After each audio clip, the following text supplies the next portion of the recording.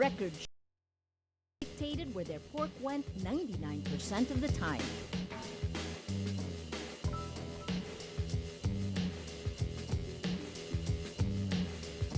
Sex for Flight victims demand government action against their abusers.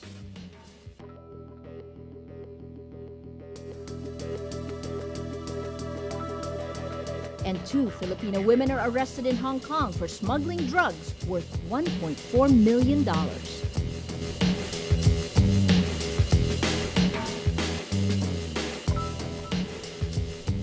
Hello, I'm Maria Ressa. Welcome to Rappler, your social news network. Government audit reports show lawmakers dictate which non-governmental organizations get development funds 99% of the time. Documents show these NGOs continue getting funds even after state auditors question their qualifications. Rappler studied Commission on Audit reports on 2 government corporations, which a whistleblower identified as the source of funds to fake NGOs. In exchange for ensuring which NGOs get the funds, lawmakers allegedly get commissions. In its reports on the National Agribusiness Corporation, or NABCOR, and the ZNAC Rubber Estate Corporation, ZREC, between 2007 and 2011, COA noted how senators endorsed NGOs to implement Priority Development Assistance Fund projects for these 2. During that 5-year period, COA found that 1.35 billion pesos in the PDAF, or their Development Assistance Fund of at least 49 lawmakers coursed through NABCOR went to 26 dubious NGOs. The COA 2009 to 2010 report on ZREC reads, the offices of Senators Juan Ponce Enrile, Jinggoy Estrada, Ramon Revilla, and Congressman Rene Velarde all nominated Pangkabuhayan Foundation to implement their projects. A lawmaker tells Rappler, lawmakers choose the NGO 99% of the time. Interviewees privy to the budget process say lawmakers may endorse NGOs in the documents submitted to the Budget Department. Every year, each senator gets 200 million pesos while representatives get 70 million pesos. There's a system and paper trail that should guarantee funds are properly spent. Lawmakers interviewed by Rappler say a scam can only happen if there is collusion. The money trail starts with lawmakers identifying beneficiaries of their funds. These nominations are submitted to the Budget Department for approval. If the department approves, it releases the money to the implementing agency. Government corporations are supposed to vet the NGOs availing of funds, but sources say lawmakers can still suggest which NGOs to choose. In recent years, there's a trend of pork funds funneled through NGOs that supply items that could, quote, disappear, like fertilizers, pesticides, and other consumable items. It's harder to track them. Speaking to Rappler, Budget Secretary Abad says the government is considering an accreditation system for NGOs that seek funding from lawmakers' pork barrel. Lingayen, Dagupan Archbishop Socrates Villegas issues a pastoral statement Monday on the pork barrel controversy. Villegas is the incoming president of the Catholic Bishops' Conference of the Philippines. He issues guidelines on the use of government funds that are supposed to help the poor and the marginalized. Villegas says the faithful should follow a policy of, quote, walang hihingi, or nobody asks, when relating to politicians. On the government's part, Villegas says it's important for those who approve the budget to be distinct and separate from those who implement projects.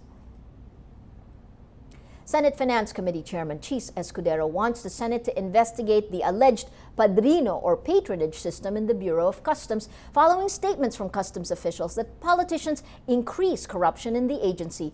Escudero files a resolution asking the Blue Ribbon Ways and Means and Finance Committees to look into the system in the Bureau. He says, we in Congress should police our own ranks. Who else will look into this if we ourselves turn our eyes away from it? The resolution comes a week after President Aquino shamed customs officials in his State of the Nation address for corruption and incompetence.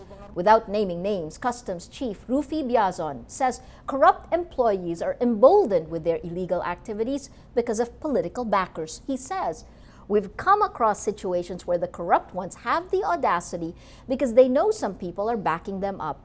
Lawmakers urge Biazon to drop names, but he has yet to do so.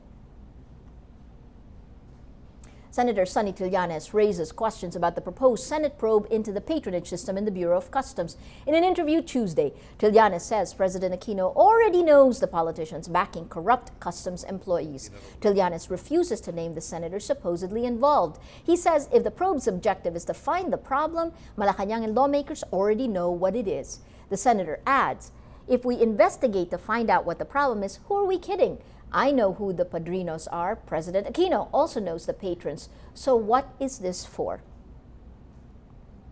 Victims of the alleged Sex for Flight scheme demand government action after nearly 6 weeks of waiting. Political party Akbayan joined 7 victims in denouncing a possible whitewash by the Department of Foreign Affairs and the Department of Labor and Employment.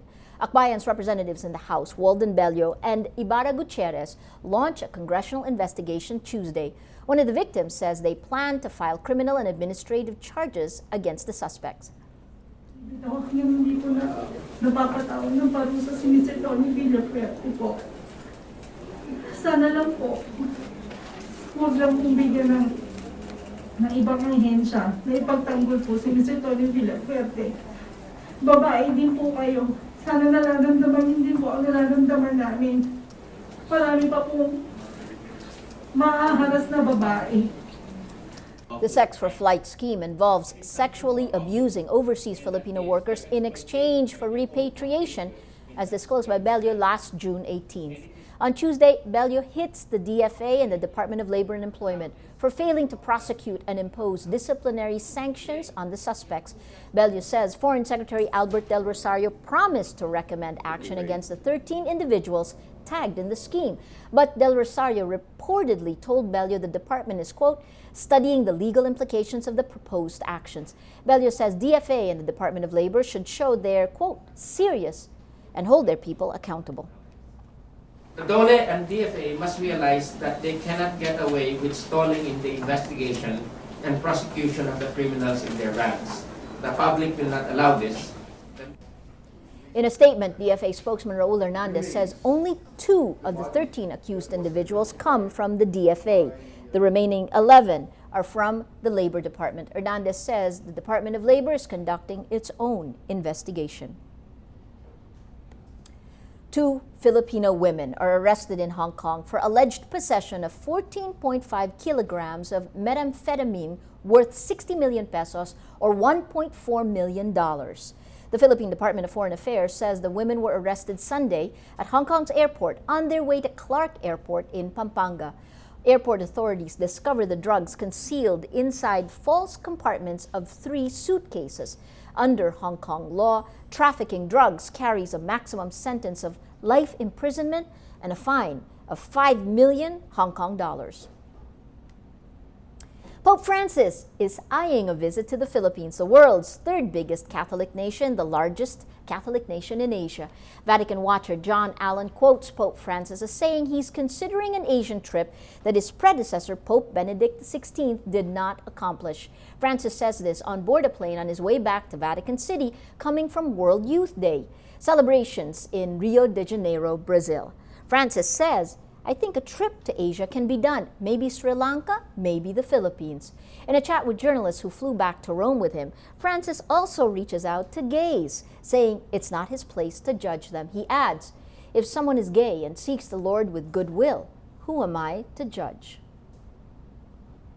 Good news for tourists coming to the Philippines. They can stay longer, visa-free. On Monday, the Philippines announces it will extend the visa-free stay of foreigners from 151 countries. Starting August 1, nationals from these 151 countries can stay in the Philippines for up to 30 days instead of only 21 days. The Department of Foreign Affairs says the move targets foreigners, quote, who plan to engage in tourism activities or explore the Philippines as an investment destination. Let's now look at Rappler's Wrap for today, a list of the 10 most important events around the world you shouldn't miss. At number 4, Israelis and Palestinians resumed direct talks for the first time in 3 years in Washington, D.C., with the United States urging negotiators to make tough compromises to reach a peace deal. Israeli chief negotiator Tzipi Livni and her Palestinian counterpart Saeb Erekat meet with top U.S. diplomat John Kerry. The new U.S. State Secretary staked much of his reputation on bringing both sides back to the talks. As a first step, Israel says it will release 104 Palestinians imprisoned before the 1993 Oslo Accords, some of whom are said to have been involved in attacks on Israelis. At number 8, teeth can grow from the most unlikely of sources, human urine. A study published in the Cell Regeneration Journal says urine can be used as a source of stem cells that could be grown into tiny tooth-like structures. But a stem cell scientist at the University College of London says urine is one of the worst sources of stem cells. The teeth developed from these cells are also found to be not as hard as natural teeth. At number 9, why do couples stay together for the long haul? One leading theory says men stayed around to help raise children. 2 new studies released Monday say dads become involved parents later after a period of monogamy. British and New Zealander researchers say the practice helped fathers protect their young from being murdered by rival males. Another study concludes monogamy is a result of competition, but the researchers say their analysis excludes humans. And at number 10, ever heard of breakup text? It is the latest app that can make the most awkward and painful part of ending a relationship bearable. The app offers to send a full text message to the partner you want to break up with, dramatic backstory included. Jack Levine and Lauren Leto created the iPhone app for fun, but Levine acknowledges that instead of being brave enough to break up in person, some people may resort to using breakup text. For the full top 10, visit Rappler.com's The Wrap. 2 weeks after Cory Monteith's death, his partner and Glee co-star Lea Michele tweets for the first time. The actress posts a photo of herself and Monteith with a message of gratitude to the public. She says, "Thank you all for helping me through this time with your enormous love and support. Cory will be forever in my heart." Michele's representative earlier said Monteith's sudden death left her, quote, devastated beyond belief. Monteith was found dead in a Vancouver hotel on July 13th. A coroner says the Canadian actor died of, quote, a mixed drug toxicity involving heroin and alcohol. A primetime drama tops TV ratings when it tackles a taboo topic on Philippine TV, gay relationships. G. Tonji reports. I'm here on the set of My Husband's Lover, a GMA teleserye that has sparked discussions of homosexuals in relationships in mainstream media.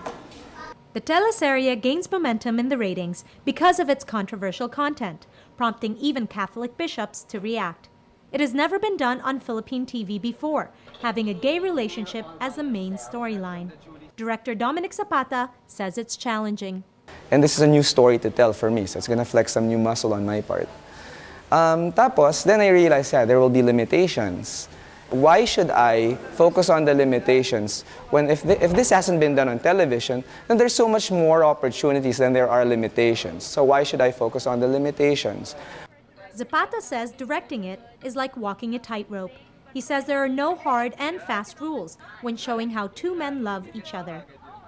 There was a scene na post-coital conversation in bed. Sabi, you can't show them both naked in bed. I mean, both topless in bed. A couple of days after, direct, hindi na raw pwede.